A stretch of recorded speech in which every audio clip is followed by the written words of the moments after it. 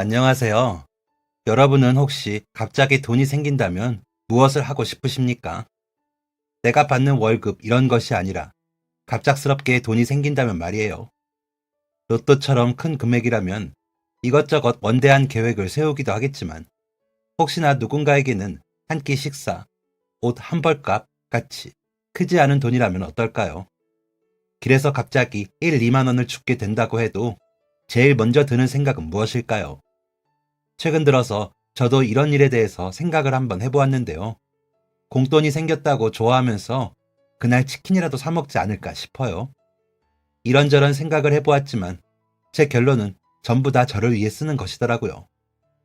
나를 위해 쓰는 것이 꼭 나쁜 것은 아니지만 여러모로 저 자신을 많이 돌아보게 되었어요. 홀어머니와 함께 어릴 때부터 어렵게 살았던 저는 돈에 대한 욕심이 매우 컸어요. 어릴 때부터 우리 집에 딱 하나 없어서 힘들었던 게 바로 돈이었으니까요. 가난한 집안에서 살았던 모두가 그런 것은 아니겠지만 저는 유독 돈에 대한 집착이 심했어요. 무슨 일 하든 상관없이 나는 무조건 돈을 많이 버는 사람이 될 것이다 라는 것이 제 목표였거든요. 거창한 장래 희망도 아이들이 한 번씩 꾼다는 허황한 꿈도 저에게는 해당하지 않았어요. 오직 돈, 부자가 되는 것이 유일한 꿈이었으니까요. 동네의 작은 가내수공업장에서 일해서 겨우 입에 풀칠할 수 있었던 우리 집은 아버지가 제가 태어나기도 전에 돌아가시면서 늘 어머니께서 가장 역할을 대신했어요. 어릴 때 부모님이 다 돌아가셔서 딱히 기댈 것도 없던 어머니는 온전히 혼자 힘만으로 저를 키워주셨죠. 먹는 것도 입는 것도 마음대로 해보신 적이 한 번도 없었어요. 눈 뜨면 일하러 가고 돌아오면 자식을 챙기고 다시 눈 뜨면 돈을 벌러 가고 어릴 때는 그런 하루가 너무 익숙해져서 그리고 부모님들은 다들 일하러 다니는 거라고 막연히 생각했기에 그 삶이 얼마나 힘들고 고된지에 대해서 깊이 생각해 본 적이 없었어요. 하지만 자라면서 제가 혼자 힘으로 돈을 벌고 생계를 꾸려가야 하는 입장이 되어 보니 알겠더라고요. 자식 하나를 위해서 이 악물고 휴식도 여유도 없는 삶을 반복하는 것이 얼마나 힘든 일이었는지 말이죠. 늘 지치고 피곤한 얼굴의 어머니는 제가 나이를 먹을수록 그 모습이 너무나 안쓰러웠어요. 다른 어머니들은 매일은 아니라도 가끔은 화장도 하고 아주머니들끼리 모여서 매일매일 집에서 밥 짓고 빨래하는 게 얼마나 귀찮고 번거로운지에 대해서 수다도 떨고 일상에 그래도 작은 쉼이 있는데 어머니에게는 그런 게 전혀 없었으니까요. 일주일에 5일을 공장에서 일하고 겨우 쉬는 이틀도 동네 양계장에서 일손을 도왔어요. 꼭 거기가 아니라고 해도 근처 과수원이나 논밭 등에서 일손이 필요하다고 하면 어디든 달려나갔죠. 저는 그런 어머니를 따라 하루라도 빠르게 돈을 벌고 싶었어요. 하지만 어머니는 제가 동네 아저씨 아주머니들 잔심부름이라도 하려고 하면 절대 안 된다며 말렸죠. 저는 돈을 많이 버는 게 인생의 유일한 목표였지만 저의 어머니는 달랐어요. 어머니가 제게 바라는 딱 한 가지는 바로 공부였거든요. 어머니는 머릿속에 들어있는 지식은 아무리 많은 돈이 있어도 바꿀 수 없다고 했어요. 돈으로는 지식을 살 수 없고 돈은 벌어도 금세 사라질 수 있지만 머릿속에 있는 것들은 쉽게 사라지지 않는다고도 했죠. 그래서 제가 호시탐탐 푼돈이라도 벌기 위해 기웃기웃할 때면 어머니는 공부나 하라며 혼을 내고는 했어요. 그도 그럴 게 어머니도 돌아가신 아버지도 공부랑은 전혀 연이 없었거든요. 두 분 다 학교도 제대로 다녀본 적이 없다고 하시고 글자 읽는 법만 겨우 아시는 정도였죠. 그래서인지 어머니는 항상 자신이 배움이 부족한 것에 대해 아쉬움과 갈증이 있으셨어요. 계속 되풀이되는 가난을 벗어나지 못하는 것도 그 때문이라고 하셨죠. 많이 배우고 똑똑한 사람들은 늘 다른 사람들을 부리며 제 몸이 힘들지 않은 일로 돈을 벌지만 그렇지 않다면 늘 다른 사람 아래에서 몸이 힘든 일을 하며 살아야 한다고 정말 귀에 딱지가 않도록 말씀하셨어요. 그런 어머니의 성화에 못 이겨서 저는 마지못해 공부했어요. 다른 것도 아니고 하나뿐인 유일한 가족이자 저를 그렇게 힘들게 키우시는 어머니께서 원하는 일이라고 하시니 하지 않을 이유도 없었죠. 불가능한 일을 시키시는 것도 아니고 저는 그저 어머니께서 고생해서 벌어오신 돈으로 밥 먹고 학교 가서 선생님 이야기 열심히 듣고 책만 집중해서 보고 숙제를 꼬박꼬박하고 그게 전부였으니까요. 그것만 한다면 저희 어머니가 행복하시다는데 못할 건 또 무엇이겠어요. 그래서 어머니의 바람대로 저는 없는 집안 자식이지만 늘 우수한 성적을 유지했어요. 진작 초등학교만 나와서 일선에 뛰어들고 싶었지만 어떻게든 학비를 마련하겠다는 어머니의 성화에 못 이겨 중학교, 고등학교까지 진학했죠. 그 무렵 저와 같은 동네에 사는 친구들은 이미 중학교만 졸업하고 혹은 중학교도 거의 다니지 않다시피 하며 돈을 벌러 다녔어요. 부모님 가게나 논, 밭에서 일하는 친구들이 때로는 부러웠지만 공부 따위 때려치우고 돈이나 벌고 싶다고 말할 깡다구도 없었기에 그냥 제가 해야 할 일에 집중할 뿐이었죠. 덕분에 저는 한국에서 알아주는 공과대학교에 합격했어요. 그 당시 우리 학교뿐만 아니라 동네까지 완전 축제의 장이었죠. 마을 이장님은 잔치를 열어서 축하해 주셨고 학교 선생님들도 제가 공부를 잘하는 것은 알았지만 이 정도일 줄 몰랐다며 마음을 다해 축하해 주셨죠. 그리고 무엇보다 저희 어머니께서 정말 기뻐하셨어요. 너무 기특하다고, 정말 고맙다고, 엄마가 과도한 욕심을 부렸는데 이렇게 멋지게 성공하는 모습 보여줘서 고맙다면서 눈물을 뚝뚝 흘리면서 이야기하시더라고요. 어머니가 우는 모습은 그때가 태어나 처음이라 깜짝 놀랐지만 그만큼 감동적인 순간이구나 싶어 말없이 어머니를 안아드렸어요. 그리고 저의 집안 형편을 아는 학교 선생님과 동네 분들은 대학 진학할 때 쓰라며 돈을 모아주셨어요. 저는 장학금을 받고 입학하는 거라 당장 학비 걱정은 없었지만 그래도 교재비, 생활비 같은 게 필요했기 때문에 제 나름대로 근심이 있었거든요. 그리고 제 뒷바라지를 계속 하시기 위해서 어머니는 과감하게 어릴 때부터 살던 고향을 떠나셨어요. 저와 함께 학교 근처에 집을 구해서 지내기 시작하셨죠. 그리고 이사를 하여서도 여전히 일하면서 제가 공부에만 집중할 수 있도록 해주셨어요. 다 큰 성인이 어머니 도움을 받으며 공부한다는 게 때로는 부끄럽기도 하고 이래도 되나 싶은 생각이 들기도 했지만 그래도 어머니의 뜻이 그러하니 말릴 수는 없었죠. 대신 저 역시 이제 성인이고 어느 정도 능력을 갖추었으니 어머니 몰래 학생들을 가르치면서 돈을 벌었어요. 대학에 진학한 후에도 늘 우수한 성적을 유지했어요. 동기들과 후배들에게는 동경의 대상이, 교수님들에게는 늘 사랑받는 제자였죠. 학교 생활도 열심히 한 덕분에 졸업까지 장학금 한 번 놓친 적이 없고 우수한 성적으로 졸업하면서 유명 회사에 취직하게 되었어요.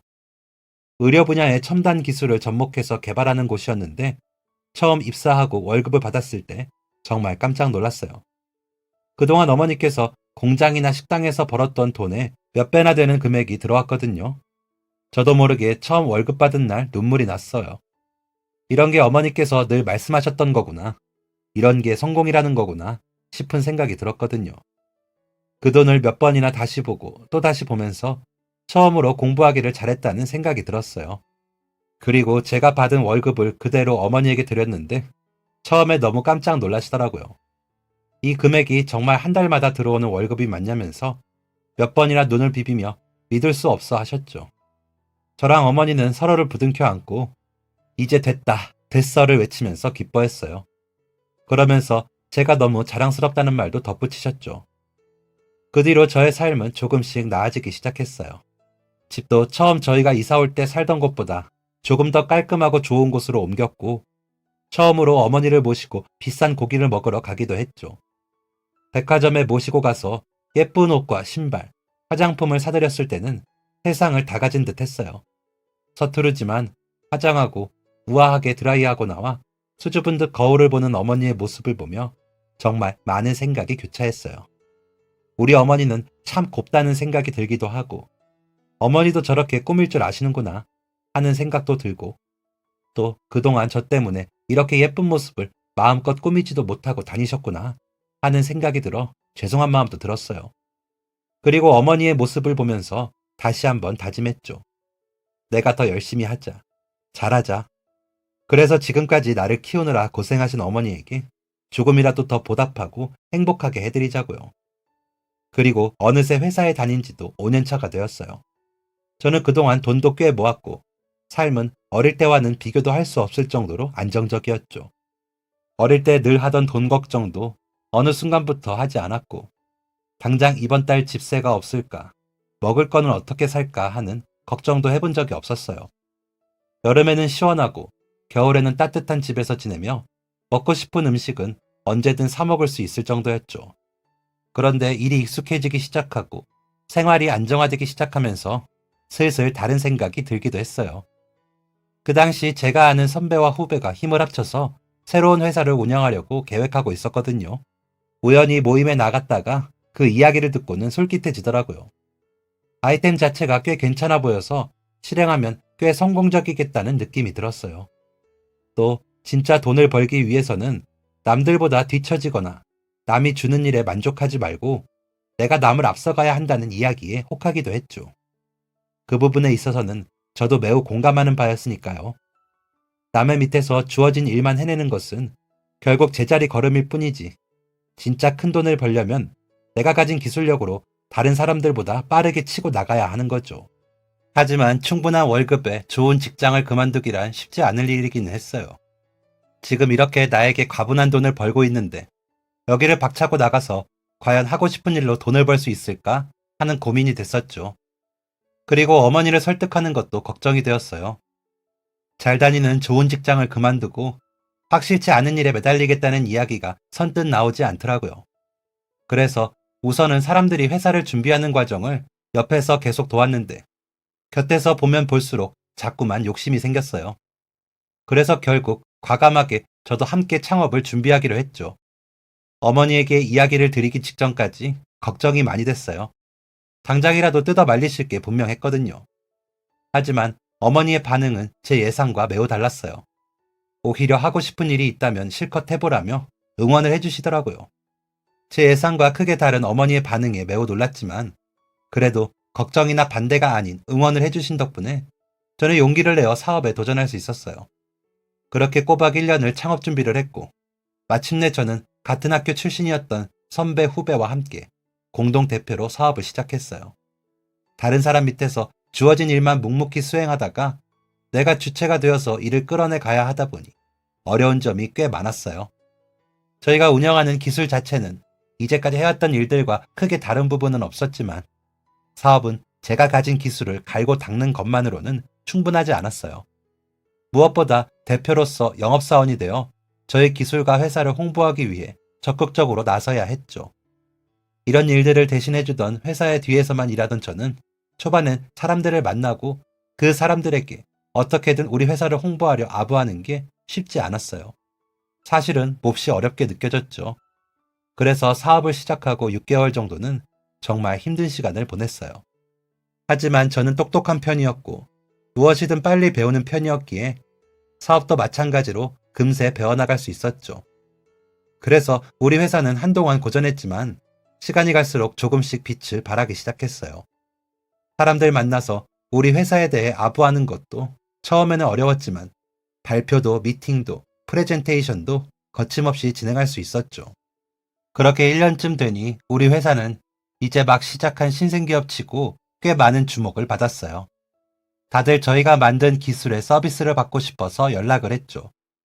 이전에는 무조건 다른 사람들에게 어떻게든 우리 회사를 좀 알아줬으면 하는 마음으로 연락하고 만나왔다면 이제는 오히려 사람들로부터 먼저 연락받게 되었죠.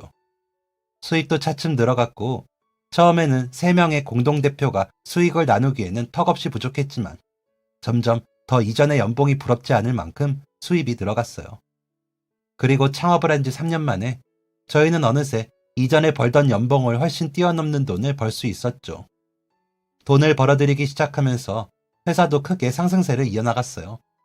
돈이 돈을 번다는 말처럼 회사의 수입이 늘어나니 더 좋은 장비를 구입하고 시설을 마련하고 유능한 인재를 데려올 수 있었죠. 회사는 차츰 커졌고 거의 3명의 공동대표를 주축으로 운영되었던 회사는 이제 건물 한 층에 직원들이 꽉 찰 정도로 규모가 성장했어요. 그리고 회사를 운영한 지도 어느새 5년이 되었을 때쯤이었어요.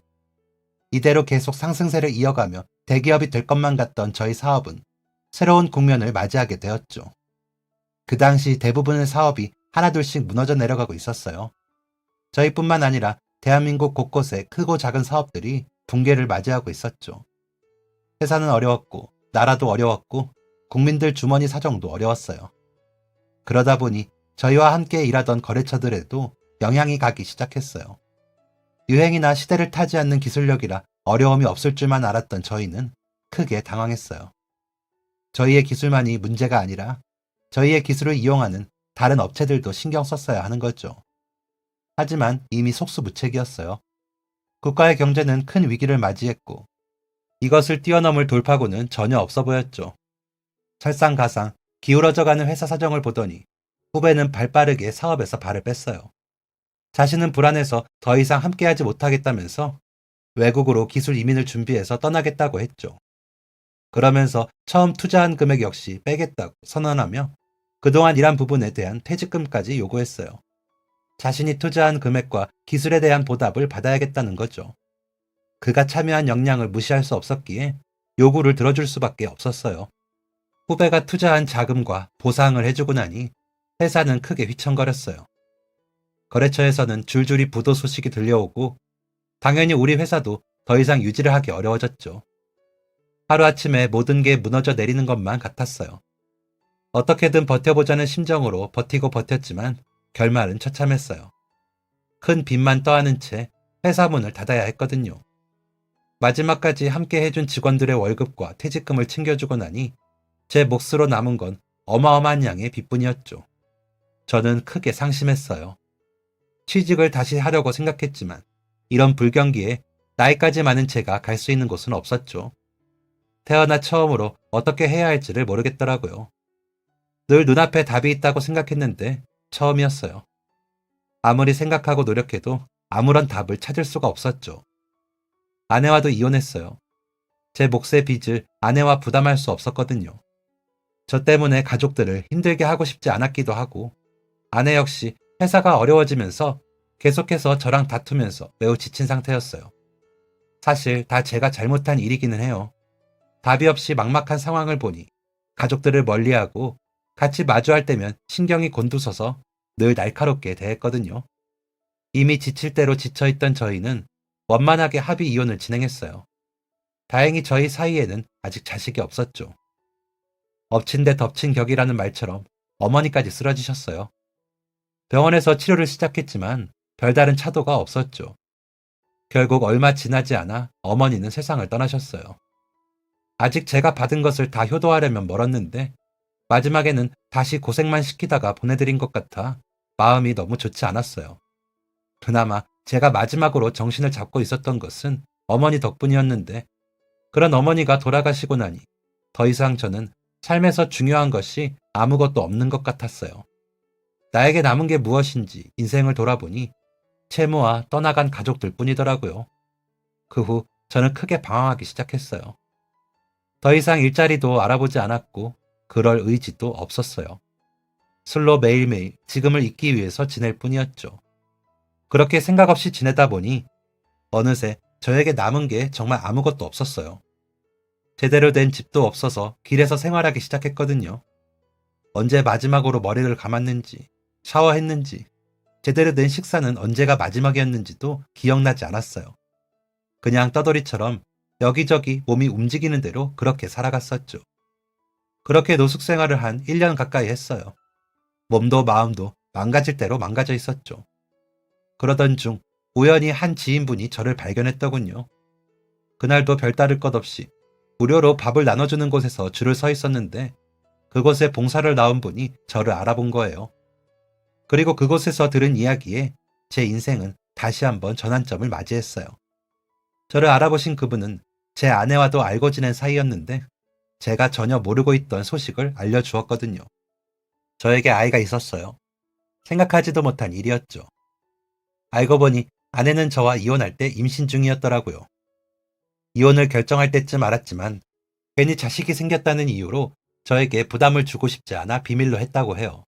그리고 이후 혼자서 아이를 낳아 기르며 지내고 있다고 하더라고요. 미술을 전공해서 저랑 결혼할 때만 해도 힘든 일은 한 번도 해본 적이 없는 아내였는데 지금은 미술학원에서 강의를 하고 남는 시간에는 식당에서도 아르바이트 하고 있다고 했어요. 친정집에서 아이를 키우면서 지내고 있다는 이야기에 저는 순간 머리를 쾅 하고 맞은 것 같았어요. 저에게 아이가 있었다니. 어머니가 어릴 때 혼자서 저를 양육하느라 그렇게 힘들게 살아오신 것을 아는 제가 저는 멀쩡히 살아있으면서도 아내에게 같은 짓을 했다는 것이 정말 미안하고 또 미안했어요. 나란 인간 진짜 한심하다는 생각이 들면서 마음이 너무 괴롭더라고요. 그렇게 정신이 번쩍 들었어요. 지인분에게 돈을 빌려달라고 부탁해 바로 목욕탕에 가서 샤워를 하고 이발했어요. 그리고 공사 현장을 다니면서 일을 시작했죠.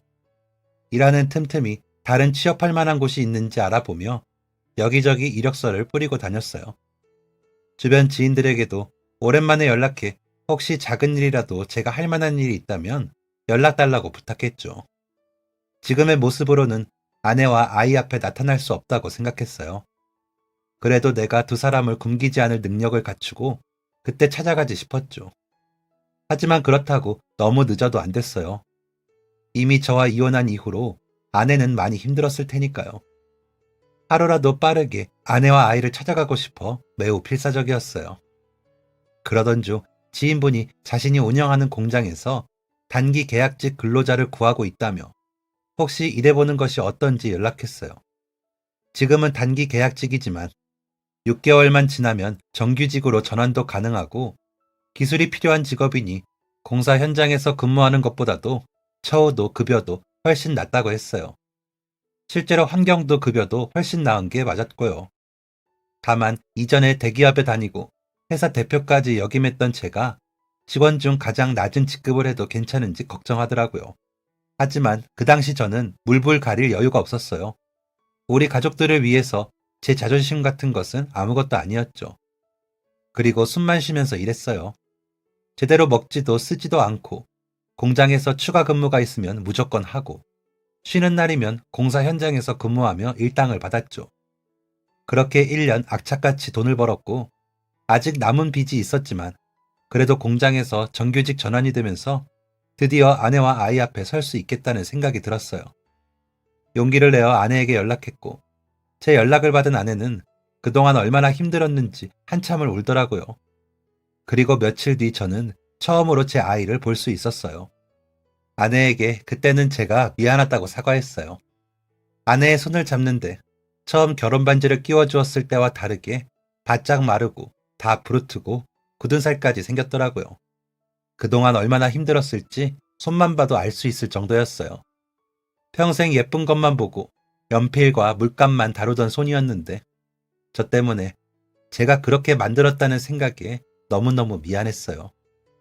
아내 역시 그동안 너무나 고생한 듯한 제 모습을 보면서 눈물을 흘렸어요. 그리고 저희는 그때의 우리가 서로를 싫어해서 헤어지게 된 것이 아니라는 이야기를 나누며 다시 재결합하기로 했습니다. 당장은 크게 달라지는 점은 없었어요. 저는 여전히 공장 기숙사에서 지냈고 아내는 아이와 함께 처가댁에서 지내며 일했어요. 다만 저희의 상황과 제 마음이 달라졌죠. 저에게는 이제 다시 한번 행복하게 해주고 싶은 가족이 생겼고 다시 잘 살아야 할 목표가 생겼어요. 그저 상황이 조금 변했을 뿐인데 제 마음부터 정신, 의지, 주변의 모든 게 달라지더라고요. 오직 우리 가족들에게 그동안 잘해주지 못한 것들을 보상해주겠다는 생각으로 버텼어요. 3년이 지나면서 저는 공장의 정규직으로 전환되었을 뿐만 아니라 파트장이 되었어요. 그리고 5년이 지났을 때는 공장에서 제가 없으면 되지 않을 정도가 되었죠. 그 위치에 오르기까지 정말 열심히 노력했어요. 악착같이 돈을 모으기 위해서 저는 계속해서 공장의 기숙사에서 지냈고 돈을 벌면 정말 필요한 최소한의 식비와 아내와 아이에게 보내줄 생활비를 제외하고는 전부 빚 갚는 데 썼어요. 그리고 마침내 10년 우리 공장의 공장장으로 근무하게 되었고 빚을 다 갚았을 뿐만 아니라 어느새 여윳돈을 모으고 있는 정도가 되었죠. 그 사이 아내는 친정집에서 나와서 제가 일하고 있는 공장 근처로 집을 구해서 살고 있었어요. 저는 더 이상 공장의 기숙사에 살지 않고 아내와 아이와 한 지붕 아래 살면서 진짜 가족이 되었죠. 저희는 일어나서 함께 인사를 나누고 같이 식탁에 앉아 밥을 먹고 쉬는 날이면 근교를 놀러 가거나 함께 텔레비전을 보면서 실없이 웃고는 했죠. 집으로 돌아와 저를 맞아주는 아내와 아이를 바라볼 때면 가끔은 제가 노숙 생활을 할 때가 떠오르고는 했어요. 아무런 의지도 목표도 없이 그저 정처 없이 떠돌면서 술에만 의지하며 한심하게 살았던 제 인생에서 가장 최악의 모습 말이죠. 그 시기를 끊어내고 다시 제자리에 돌아오기까지 참 많은 시간이 걸리기는 했지만 그럴 기회를 만들어준 아내와 아이에게 너무 감사하기도 해요. 이 두 사람이 아니었다면 저는 여전히 길거리를 헤매고 있거나 혹은 곁에서 쓸쓸하게 생을 마감했을지도 모르죠. 그리고 뒤늦게 찾아온 제 행운은 여기서 끝나지 않았어요. 공장장으로서 성공적으로 공장을 이끌고 있던 와중 예전에 저와 함께 회사를 만들었던 후배로부터 연락이 왔죠. 그동안 해외로 나가서 또 다른 사업에 뛰어들었던 그는 해외에서도 여러 차례 이름이 수면 위로 떠오를 만큼 성공 가도를 달리고 있었어요. 그리고 국내로 사업 영역을 다시 확장해 들어오면서 우리 공장과 함께 일하고 싶다고 했죠. 다른 무엇보다 제가 일하는 곳이라 믿을만 하다면서요. 예전부터 다들 제가 하는 일이라면 믿고 따라주었기 때문에 이번에도 그런 듯 했어요. 그리고 본격적으로 저희 본사와 이야기를 하여 저희는 해외에까지 연계되는 큰 프로젝트를 이끌게 되었죠. 덕분에 우리 공장과 본사는 크게 사업 영역을 확장해 나갔어요. 본사에서도 저의 능력을 인정해 주어서 연봉도 크게 올랐죠. 그리고 거기서 끝나지 않고 계속해서 연봉도 오르고 승진도 진행되었어요. 더 이상 과거의 제 모습은 보이지 않을 만큼 높이 오르게 되었죠. 저는 공장장일 뿐 아니라 본사에서도 큰 직책을 맡고 있었고 이제는 예전에 창업했을 때만큼의 연봉이 부럽지 않았어요. 이제는 좋은 집에서 아내와 아이들을 추울 때는 따뜻하게, 더울 때는 시원하게 보내게 만들어줄 수 있었고 공부, 음악, 미술, 원하는 것은 무엇이든 할 수 있는 기회를 만들어줄 수 있었죠. 아내는 오래전부터 꿈꾸던 미술학원을 차렸고 아내가 운영하는 학원 역시 동네에서 꽤 인기라 늘 프로그램에 정해진 인원이 꽉 찰 정도로 수강생이 들어왔어요. 이렇게 하루하루가 너무나 행복했던 어느 날, 저는 오랜만에 아내와 아이들에게 요리해주고 싶어서 마트에 들리게 되었어요. 회사 일로 바쁘지만 아내 역시 자기 사업으로 바쁘기 때문에 한 달에 3-4번 정도는 제가 요리부터 설거지, 집안일을 전적으로 도맡아서 하는 날을 정했거든요. 그래서 마트에서 장 보는 것부터 제가 해야 했기 때문에 그날은 본사에 회의를 하러 갔다가 조금 일찍 끝나서 동네 마트를 향했어요. 그런데 마트를 들어가려던 중 입구 쪽이 꽤 시끌벅적했어요. 보니까 마트 보안 직원이 한 어르신을 문 밖으로 쫓아내고 있더라고요. 어르신은 무언가를 열심히 설명하려고 애쓰시는 듯했고 직원은 그저 밖으로 나가달라, 그렇지 않으면 경찰을 부르겠다는 이야기만 했어요. 얼핏 돈이라는 단어가 들리기는 했지만 자세한 상황은 알 수 없었죠. 한참을 소란스럽게 밖으로 쫓겨난 어르신은 직원이 마트로 들어가자마자 입구에 쪼그려 앉아 마치 세상이 무너진 듯한 표정을 지었어요. 앙상한 손가락에 꽤 오래 입은 듯 낡은 옷차림. 노숙자라고 하기에는 굉장히 깔끔한 모습이었는데 왜였는지 모르지만 이상하게도 그분의 모습을 보니 노숙자로 살던 제 과거가 떠오르더라고요. 도저히 그냥 지나칠 수 없어 저는 어르신에게 다가갔어요. 그리고 마침 지갑에 들어있던 5만 원을 어르신에게 내밀었죠. 무슨 일인지를 여쭤보고 싶기도 했지만 혹시나 말하기 힘든 사연이 있을까 여쭤보기가 너무 어렵더라고요. 그래도 얼핏 제가 들었던 이야기에 돈이 관련되어 있어서 도움이 되지 않을까 싶어 어르신 이거 쓰세요 라면서 돈을 내밀었어요. 어르신은 그제야 물끄러미 고개를 들어 손에 쥐어진 돈과 제 얼굴을 번갈아 바라보았어요. 그러더니 이내 화색이 돌며 정말 고맙다는 인사를 하며 이 돈은 자신이 꼭 갚겠다고 하시면서 연락처를 알려달라고 하시더라고요.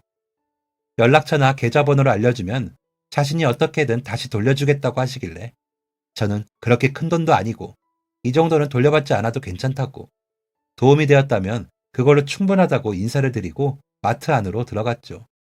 자세한 내용은 모르지만 돈이 문제였던 것 같은데 이제 해결이 되었겠지 싶어서 나름 뿌듯한 마음으로 마트에 들어갔어요.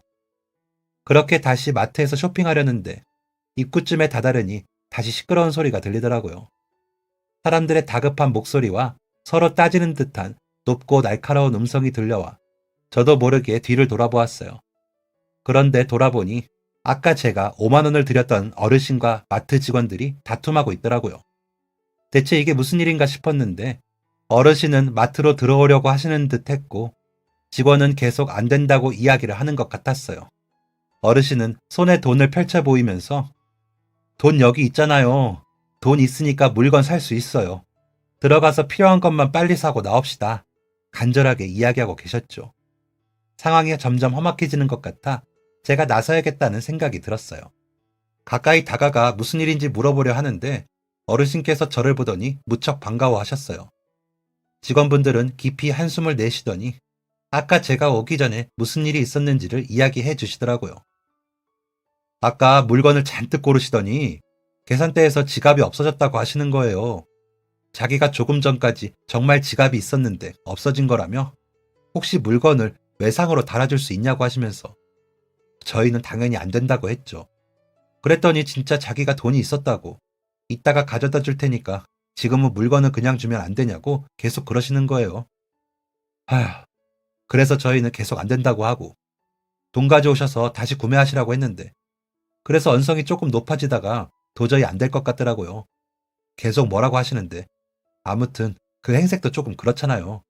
영 깔끔해 보이지도 않고 혹시 치매이신가 하는 생각도 들고 나중에 돈 가져와서 다시 구입하시라고 밖으로 내보냈는데 아까 일도 그렇고 괜히 손님들한테 무슨 문제라도 일으킬까봐 그냥 다음에 오시라고 이야기를 드린 건데 직원의 이야기에 어르신은 진짜 버스에서 지갑을 두고 내린 거라며 제발 믿어달라고 간절하게 이야기하고 계셨어요.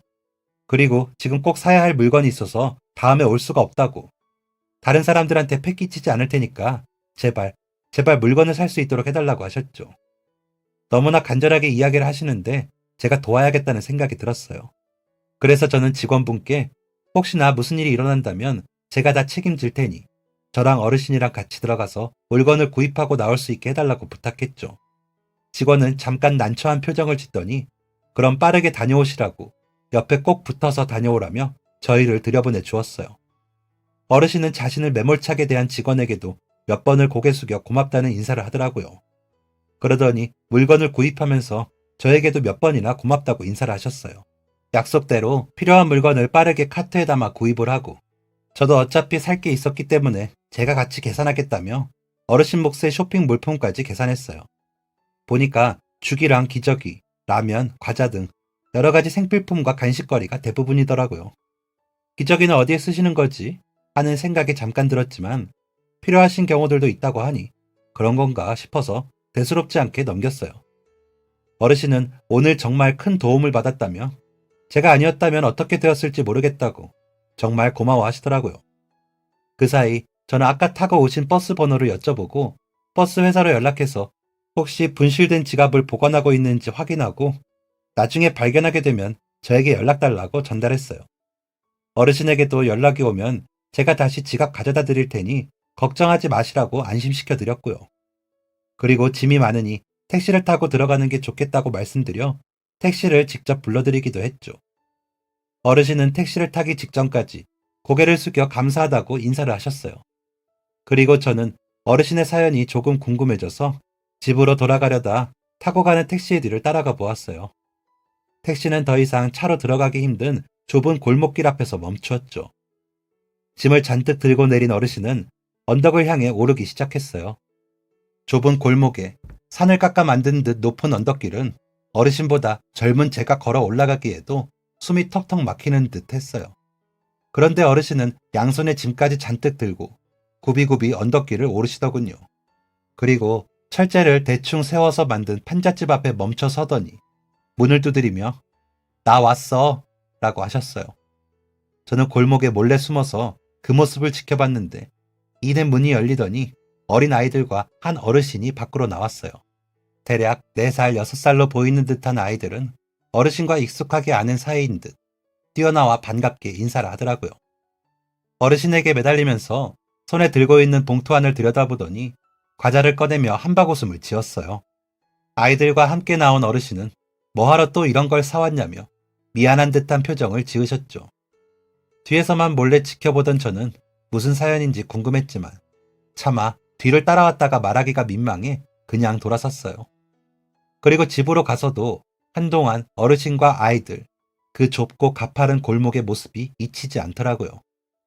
그리고 다음날 버스 회사로부터 연락이 왔어요. 어르신이 잃어버리신 지갑을 찾았다고 하길래 저는 퇴근하고 가지러 갔고 신분증에 적혀있는 주소로 어르신을 찾아갔어요. 도착하니 어제 갔던 집 근처에 또 다른 판잣집이더라고요. 문을 두드리니 어제 마트에서 만났던 어르신이 반가운 얼굴로 맞아주셨어요. 무슨 일이냐고 물으시길래 저는 지갑을 찾게 되어서 가져다 드리려고 왔다며 지갑을 전달해드리고 혹시 안에 돈이나 없어진 것은 없는지 확인해 보시라고 했죠. 다행히 안에 없어진 물건은 없었고 어르신은 이렇게까지 찾아와서 주지 않아도 되는데 정말 고맙다며 인사를 하셨어요. 그리고 집으로 들어가 바카스 한 병을 들고 나와 제 손에 쥐어주셨어요. 지금 당장 줄 수 있는 게 이것밖에 없다면서 다시 한번 정말 고맙다고 하셨죠. 그냥 돌아서려던 저는 어제의 일이 자꾸만 떠올라서 결국 발걸음을 다시 돌려 어르신에게 이야기를 꺼냈어요. 사실 어제 너무 궁금해서 차로 쫓아왔다가 구입하신 물건을 한 집으로 가져다 주시는 것을 봤다고 혹시 무슨 사연이라도 있으신 거냐고 여쭤보았죠. 어르신은 잠시 대답을 망설이시는 듯 하더니 이야기를 시작하셨어요. 남들이 보면 지도 쥐뿔도 없는 게 뭔 오지랖이냐고 할지도 몰라요. 라며 말을 꺼내셨어요. 어르신은 현재 고철이나 폐지를 주어 생계를 유지하고 계시는데 어제 방문한 집은 우연히 고철을 줍다가 알게 되었다고 했어요. 고철을 판매하는 곳에서 그 집 어르신을 우연히 만나게 되었고 나이대도 비슷해서 이런저런 이야기를 나누다가 이혼한 아들이 세상을 떠나며 손주들을 떠맡게 된 사연을 알게 되었다고 하시더라고요. 혼자서 어린 손주를 2명이나 돌보면서 어렵게 생계를 유지하고 계시는데 자신은 가족도 없이 오롯이 혼자라 그나마 입에 풀칠하며 살아도 크게 상관없지만 어린 아이들이 어렵게 사는 모습이 눈에 아른거려서 도움을 주게 되었다고 하더라고요. 그 집 어르신은 손주들도 돌봐야 하고 건강이 썩 좋지 않아 고물을 줍는 일도 드문드문 할 수밖에 없었기에 벌이가 거의 없다시피 하는 상황이었어요. 그래서 어르신은 자신의 번 돈으로 생필품을 사서 그 집에 가져다 주기 시작했죠. 그분 역시 자신의 손주들을 위해서 가져다 주는 것은 고맙지만 자꾸 공짜로 받는 게 미안하다며 한사코 거절하셨는데 이렇게 해야 내 마음이 편하다고 나중에 손주 녀석들 돈 많이 벌면 자기한테도 맛있는 거 사달라고 하라면서 계속 그 가족을 도우셨다고 해요. 한 며칠 심한 장마가 계속되면서 고물을 판매하지도 못하고 그 집에 생필품을 가져다 주러 가지 못했는데 며칠 만에 가보니 기저귀가 똑 떨어져서 아이가 쓰던 기저귀를 계속 차고 있었다고 하더라고요. 그 모습을 보고 불이 나게 지갑을 들고 마트로 달려가셨고 아이들이 제대로 생활을 못하고 있으니 너무나 간절하게 꼭 물건을 사가야 했던 것이죠. 그제야 저는 어르신이 왜 고집스러울 정도로 그곳에서 물건을 사려고 했는지 알게 되었어요. 그렇게 부당한 대우를 받는다면 에이, 오늘은 더러워서 그냥 간다 하고 가버릴 수도 있었는데 말이죠. 고생하는 아이들의 모습을 보며 차마 등을 돌릴 수 없었기에 자신이 그런 대접을 받으면서도 그곳에서 물건을 구입하려고 하셨던 거였죠. 그 이야기를 들으니 과거 저의 모습이 생각났어요. 저는 그때 자기 연민에만 갇혀서 다른 사람을 돌볼 생각도 하지 못했는데 어르신은 이렇게 어려운 상황에서도 다른 사람을 돌보기 위해 고생하시는 모습을 보니 제가 뭐라도 도와드리고 싶은 마음이 생겼어요. 그래서 어르신에게 제가 지원을 해드리고 싶다고 혹시 어떠냐고 제안을 했죠. 그랬더니 바로 거절하시더라고요. 자기는 혼자서 돈을 벌어 지낼 수 있다고 괜찮다고 하시면서 혹시 도움을 주고 싶다면 자신 말고 그 가족들을 도와줄 수 있는지 되려 저에게 양해를 구하셨어요. 그 아이들이야말로 정말 도움이 필요하다고 자신은 괜찮다고 한사코 거절하셨죠. 이렇게까지 다른 사람을 도우려는 어르신의 모습을 보니 과거 제 모습이 많이 부끄러워졌어요. 그리고 안타깝게 사는 가족들의 모습을 보니 노숙하던 시절의 제 모습과 보살핌을 제대로 받지 못하고 어렵게 지냈을 그때의 제 아내와 아이가 생각나더라고요. 그날 저녁 저는 집으로 돌아가 어떻게 하면 어르신과 그 가족들을 도울 수 있는지 고민해봤어요. 그랬더니 한 가지 묘안이 떠오르더라고요. 마침 우리 공장에서는 주차장 입구를 관리해줄 초소 경비분이 필요한 상황이었거든요. 아주 어려운 부분 없이 차량의 차단기가 잘 열리는지 여부를 확인하고 혹시나 방문객이라면 어디를 찾아왔는지 확인하는 것이 다라서 체력적으로도 아주 어려울 일이 없겠다는 생각이 들었어요. 그리고 아이들을 위해서는 우리 회사에서 운영 중인 지원 프로그램을 활용하기로 했어요. 저희는 분기별로 저소득층 아이들을 위해서 후원하고 있던 상황이었거든요. 임원들과 논의해서 그 집 아이들도 우리 공장의 후원 명단에 포함하기로 했죠. 그리고 이 소식을 어르신에게 전하러 방문했어요. 일자리를 제안해드렸더니 너무 기뻐하시더라고요. 안 그래도 요즘 고철 쪽이 점점 돈이 되지 않아서 어려워지던 상황이었는데 일할 수 있는 곳을 찾을 수 있어 너무 다행이라고 하시면서요. 그리고 아이들을 위해서 후원을 진행하기로 했다는 이야기도 전달해드렸어요. 그랬더니 어르신은 제 손을 잡으면서 눈물까지 흘리시더라고요. 정말 고맙다고, 정말 고맙다고, 정말 자신에게도 그 아이들에게도 은인 같은 분이라면서 아이들에게 들어가는 돈은 자신이 월급 받은 것으로 조금씩이라도 보태겠다고 하시는데 저는 어차피 저희가 원래 후원하던 프로그램이 있어 거기에 추가하는 것뿐이라 굳이 그럴 필요 없다고 월급으로 나중에 더 필요한 곳에 쓰시라고 이야기해드렸어요. 그 후 어떻게 되었는지 궁금하실 것 같은데요. 저는 어르신을 만난 게 제 인생에 너무 값진 인연이라고 생각해요. 그분을 만난 이후로 우리 공장이 정말 쭉 상승세를 이어가는 중이거든요. 우선 입구에서부터 어르신이 너무 친절하시다면서 저희를 방문해주는 거래처분들이 들어오면서부터 기분이 좋다고 좋아해 주시는데요. 입구 관리 일이 아니어도 쉬는 시간에도 그냥 쉬시지 않고 마당에 낙엽이나 지저분한 게 있으면 정리해 주시고 눈도 쓸어 주시는데 너무 깔끔하게 해주셔서 직원들이 아주 좋아하더라고요. 그리고 가끔 낙엽을 쓸어 하트 모양으로 만들어 주시기도 하고요. 사진을 찍어서 자기 메신저 프로필로도 하고 SNS도 공유하는 게 이게 나름 또 유명해져서 다들 저기가 어디냐, 어떤 분이냐 궁금해 하시기도 하고 그래서 우리 공장과 회사를 알게 되는 분들도 있었어요. 그리고 저희가 사연을 듣고 도움이 필요한 가정을 후원한다는 사실을 알고 이를 돕기 위해 돈이나 물품을 보내주겠다고 하시는 분들도 있고 좋은 일을 한다며 일부러 거래처로 저희를 선택하시는 분들도 있고요. 또 어르신이 도와드리던 가정에 아이들을 위해서 돌봄 선생님이랑 어르신을 위한 요양 도우미를 보내주신 곳도 있어서 그 가족분들 이전보다 훨씬 편안하게 지내고 있으신데요. 특히 아이들이 무척이나 밝고 건강해져서 그것도 너무 행복하더라고요. 그리고 그 이야기를 듣더니 우리 집에도 변화가 찾아왔어요. 아내도 그런 일이 있었냐면서 어려운 가정의 아이들에게 무료로 미술 수업을 진행하기로 했다는군요. 또한 우리 집 아이들도 제 이야기를 듣고는 아빠 정말 멋있다면서 나중에 자신들도 꼭 남을 도와주는 멋지고 훌륭한 사람이 되고 싶다고 공부를 더 열심히 하고 있다고 하니 정말 잘 됐죠. 제가 직접 어려운 시절을 겪으면서 그리고 이번 일을 겪으면서 생각이 들었는데요. 사람을 변화하게 하는 것, 세상을 달라지게 하는 것은 어쩌면 그리 큰 도움이 필요하지 않을 수도 있다는 생각이 들더라고요. 그저 무료 급식소에서 제 이름을 부르며 인사해준 지인 덕분에, 마트 앞에서 5만 원으로 시작된 인연 덕분에 많은 사람의 삶이 달라지는 모습을 보면서 어쩌면 우리에게는 로또 당첨과 같은 큰 돈벼락이 떨어지거나 하루아침에 성공하는 그런 삶이 아닌 아주 작은 변화, 그리고 관심이 필요한 것은 아닐까 하는 생각이 드는데요. 내가 변화하는 것, 그리고 나로 인해 다른 사람의 삶이 달라지는 것은 어쩌면 그렇게 어려운 일이 아닐지도 몰라요. 혹시나 나를 바꾸고 싶다면, 그리고 세상을 조금 더 나아지게 만들고 싶은 바람이 있는 분들이라면 지금 바로 주변을 둘러보며 작은 계기부터 찾아보면 어떨까 싶네요. 지금까지 사연 들어주셔서 감사합니다. 사연이 재밌으셨다면 구독과 좋아요를 눌러주세요. 감사합니다. 안녕히 계세요.